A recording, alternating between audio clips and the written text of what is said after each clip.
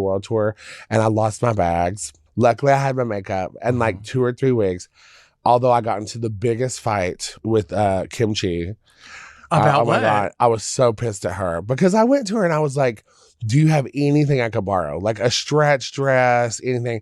And this was when she was going through her era of like, I'm not a big girl. Okay. And so she was just like, Eureka, I don't have anything in your size. And I was just like, okay, that's delusional because I was also at like a skinnier version of myself. And it was also just, I felt like hateful. You know, it's like we're sisters, we're on tour together. And I got upset about it and was just like, okay, well, fuck you, girl, you know? And, you know, stormed off and did my thing. And I found this like roll of fabric backstage that I ended up having to host the show. So I just like rolled myself up in it and did that like old toga type gown dress thing. I did This Is Me and like rolled out of it into my panties, bitch, and did my hair removed with potato chips in it just to be extra for the crowd. See, that's the theater training, pageantry training, professional drag show training. It really is. It was. I ended up getting into a big fight with Bob the drag queen that night because Kimchi was upset that I was mad. So then Bob comes in there like trying to tell me like how wrong I am, and I was not in the mood. Bitch, wow. So I'm just like, fuck you too. Get out of my dressing room. I hate you all. Rah, rah, rah, rah, rah. You know? So now you hate all these people. So I love them now, you know? But, and you know, me and Kimchi took a minute before we were like, okay again. But, you know, that's how sisters get into it on when we're traveling. But also we had a great time on that same tour. I remember we would play Uno all the time and the girls would try to get me. This was after that because of course they're like, oh, Eureka's reactionary. So let's like pick at her as much as we can. So they would, you know, there's the blank card. So Bob would like write on the blank card, draw 10 if your name rhymes with Eureka. You know? So I would get so pissed. I would rip the card up. And then Jiggly's like, you're ripping up my Uno cards. How dare you? And I'm like, well, I quit playing. This is awful. But we would always play again. And it would just be, you know. Yeah. So anyways, we will get to that. But first, we've got to address the, I guess, the elephant in the room. So some stuff has gone down recently. And I think Kim deserves a chance to talk about it. So why don't you? Well, I guess so. Just to give context for the people who it's like first time hearing about it. I don't mean to like bring attention to it, but I feel like this person clearly has like a distorted idea of like what like really like how it went, and then they told that story, and everyone just like blindly like believed like everything they said, which is like crazy to me. So I just wanted to like explain my side. Yeah. And after I talk about it, I'll never talk about it again. Let it rest. But I just wanted to put it out there on like what really went down. Yeah. Like, don't send this person any hate. Like, that's not my intention. I just wanted to get my side of the story out there and just move on from it. So basically, this queen went on a podcast and told what was supposed to be like a funny, like quirky, like little story like that happened on tour where she lost her luggage while we were traveling. She asked me if she could borrow a costume from me. And apparently I was in denial of my weight at the time. And I told her I didn't have anything that would fit her. And I was being like hateful and delusional. And then afterwards, her, Bob, and I got in a fight about it. But then we made up and we're good now. It was a story I told. And I just want to point out that she did call you hateful and delusional. Like, these are not things that you're putting in there. These are things that she is describing about you at the time. And when that episode first came out through like their podcast Patreon, a lot of people were like telling me like about it, like, oh, this went down. And I'm like, that is wild to me, which is like not what happened at all. So let me get my side of the story out. First of all, this person claims like that we're cool and we're sisters now. We've never been friends. We have like, and it's not that we have ever had like bad blood, but like we were never cool and we never like fucked around like that. This is this someone who basically was like a coworker for like a few shows that like we've done together. Just personally, I've never vibed with this person. I feel like when I have a conversation with this person, they suck all the air out of the room and they're extremely self-centered in the way they approach things in life. I just really have like, had a hard time like conversing with them, but I always like treated them, you know, like I was never mean. I was never like, like isolated them. I just didn't vibe with this person, like I don't fuck with you. Yeah. For lack of a better word. I've never had a conversation with this person about my body size. So I just don't understand where all that part came from. The only thing I can think of was we filmed like a holiday special together. And in that special, the choreographer was like, oh, let's do there was like a group dance moment. And when he was choreographing it, he said, oh, like, let's do like a dance battle between like the voluptuous girls. And he said it while he was looking at me. So it's a joke. And I was like, oh, you think I'm voluptuous? And I was like, no. But like, I was completely joking, So that's the only thing I can think of. Another thing is like where we did a meet and greet together with Bob. And we heard someone say, I want to take a picture with the big girls. So then it was kind of like an inside joke for us to be like, welcome to the big girls club, Bob. But aside from that, I've never, ever had like talk with this person about like my body, like with body issues or anything like that. And then, oh my God, so where do I begin? Yeah, so I just kind of felt like this person was like projecting this like weird like narrative on me. So the whole thing regarding like not loaning her outfit. First of all, like I am not entitled to loan her any outfit because she's not my friend. And also, I am extremely generous with my drag. I've loaned my drag out to like so many different queens, like Naomi, Meatball, Vixen, like countless. Like I'm not like keeping tabs on like I loan this person that, I loan this person that. But like I'm very generous with my drag. And generally, like if you ask me for something, unless like it's something I haven't worn before or something that like I need it, like in the, right, like I'll come something that like, you're I'll using, most likely like loan it to you or even like give it to you, possibly. Okay, I don't know how to like say this without. So okay, so let me start from the whole thing. So the chain of events that she claims happened are actually different events that she somehow all put together in her head. The fight between her, Bob, and I was actually a complete different tour leg that happened in Miami, and her losing her costumes happened in Australia, or actually, sorry, New Zealand. Okay. What was the time difference between that? Like how much? It's been a while, so I don't remember. But there was like a good chunk of time in between. Yeah. I mean, enough time to go between. Not too much. I think it's probably maybe like month or two. Yeah. Okay. Well, I mean, it was still like the same like concept tour, but like they give like a little breaks in between like continents. Right. But it didn't happen the same week. It didn't happen the same couple of days. It wasn't definitely not the same day. Enough time. No, not at all. It wasn't even the same continent. Yes. Okay. So parts of the world are on bus tours and parts of it are flying.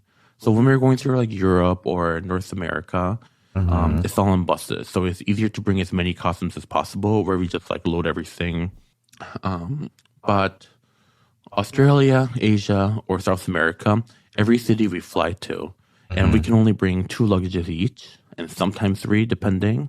And during the show, we need an opening look, a closing look, and then your performance look, which is like costume and a reveal, and all of our out of drag looks. Like the clothes that we wear as like a boy, just like living day-to-day lives. Like meet and greet looks, but because there's like not a lot of room for everything, plus like makeup and hair and all that, there's genuinely like not much room to bring much. So for flying tours, I usually pack 2 or 3 meet and greet looks. And I'm not one of those girls where in a new city I can just like walk into like a store and just like buy an outfit, right? And everything I have is custom made to me, and they're custom made to my body size at the time. And I don't really work with stretch fabrics. Maybe like some fabrics that might have like a give here and there, but they're genuinely like tailored to my body. Yeah. And even like the flowy silhouettes. Just because it's flowy doesn't mean it's like one size fits all. Yeah. Because there's like arms and legs and like the neckline and there's like a lot of things that goes into garment making than like people assume. So first, none of my costumes like would have fit her because I was skinnier at the time, and it's not even just like a matter of like putting the clothes on, but it's a matter of being able to like function and performing it. And this person does not have the best hygiene. Okay. Like there are days where like I'll try to like convince this person to shower, and the person's like, "Oh, fine, like I'm fine, girl," And I'm like, but no, like we are all like traveling, living together, and we have to like smell you constantly. Like, for example, they had like a jumpsuit that would get drenched in sweat like after their performance. And which it happens. Most of the time, like you hang sweaty things out so it can like air out and dry. Well, this person would wrap the sweaty jumpsuit up and put it in a plastic bag and carry from city to city. Every time, this entire person's luggage would just smell like strong mildew, like a vinegary mildew. And on top of that, this person had like an open pus in their stomach that they were, instead of getting treated for whatever reason, they were covering up with duct tape, which is also like baffling. And on top of that, just in Brisbane, this person was talking about how they shit the bed and they just like left it on the bed. So with all these things, even if I could loan to them like something which you did, like I have my like all the costumes that I need for the show and then maybe like 2 meet and greet looks.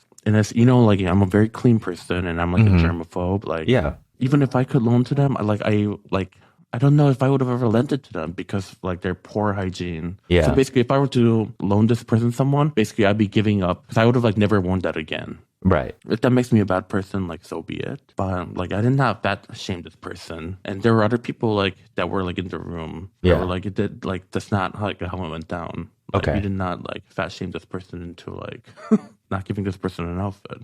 And then the fight we got in was actually like a complete different tour, and I genuinely believe like this person was at fault. So on tour, we're all responsible for our personal stuff. Where this is regarding like the show stuff, the suitcases with show costumes and things like that, backstage help and like the showrunners and like, the show director, they'll like load it and put it in your dressing room, and they'll even like unpack it depending on the queen, and you know like take their wig style for it. Like they do so much for us. So it is extremely reasonable that we're responsible for our personal stuff. Yeah. And on last day of tour, you take all the personal stuff off the bus so they can like clean the bus and then like, you know, send it back to the touring company or whatever. So then we removed all of our stuff, and this person, one of the stagehand, asked this person to clean her personal stuff off the bus. So then she sends like a group text like to everyone instead of like just the stagehand, saying like, "You'll not talk to me that way." And then she comes storming in and starts like yelling at him, was like, how like, "You'll not disrespect me, you'll not talk to me that way." And he's like, "I did not disrespect you. All I was just asking you to like grab your personal stuff because my hands were like full of stuff like hearing things." And then he apologized, and he's like, "I accept your apology, but like I don't think you're sincere. And if you ever talk to me that way again, I'm going to pop you in the face." So then I told her, "You cannot threaten people with physical violence." And then even Bob like chimed in. It's like, no matter what do you think like their apology sincere or not? First of all, that person did not have to apologize. They were simply doing their job, and asking someone to like grab your personal things, it's just like not like a crazy thing. And then, you know, like she starts crying and she tells me like, "You're not my friend. I don't have to like listen to what you have to say. Or no, I don't care what you have to say." And then Bob like tries to calm her down, but she's like, "I'm upset. Like I'm going to go like ship my stuff out." And she just like leaves the room like crying. And that was pretty much like the last of our interaction. Damn. Okay. So I don't know like why she thought it would be a good idea to tell like all of the story. Yeah. Because what there were happened? so many witnesses there. I don't know. It's crazy to me. But like what even upsets me more is like people just like took bits of the story where I wouldn't like loan her the costume, and then they just started like body shaming like intensely. And you know like I've said, you know, shady things on Twitter, but there are always two people like that I'm like friends with, and you know, like that I have like a good relationship where we joke like that. Well, I don't have like a relationship with her like that for her to be talking about me like that on a podcast and tell like a really distorted version of a story where it did not happen. And it really drives me crazy when people I don't know or people I barely had a conversation with call me a sister and try to force this like sisterhood narrative, because sisterhood is like a mutual agreement. You don't just get to assume like we're sisters and then you demand my time and energy. Yeah. And then you get like mad that if I like don't reciprocate that. Yeah. Like a lot of the sentiments that I see is like I overreacted and like I brought attention to this issue. But you were literally just existing. Honestly, I feel like gaslit because this is someone also from various people that I hear have said negative things about me, like around town. And I genuinely feel like I never did anything to like justify her talking about me like that to like random people. Yeah.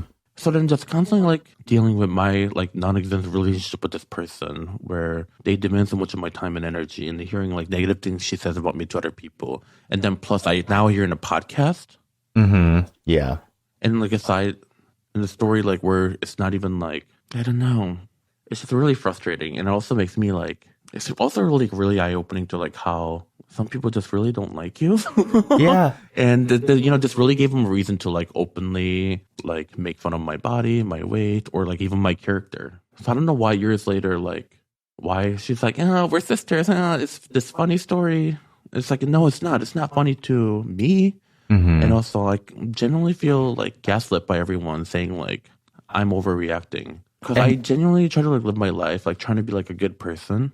I don't know. Is that like a narcissistic thing to say? No, I don't think so. Because you know me, like I like treat like everyone with respect, even down to like I'm sure there's gonna be a lot of people like, oh, we're still talking about this drama. I'm over it, but I'm like, well, this wasn't for you, you know? Yeah, it's more so for me, so I can explain my side. That you can put the lid on it, and I never have to talk about it again for the rest of my life. Exactly. So, should we take a break? Yeah, let's do it. Okay.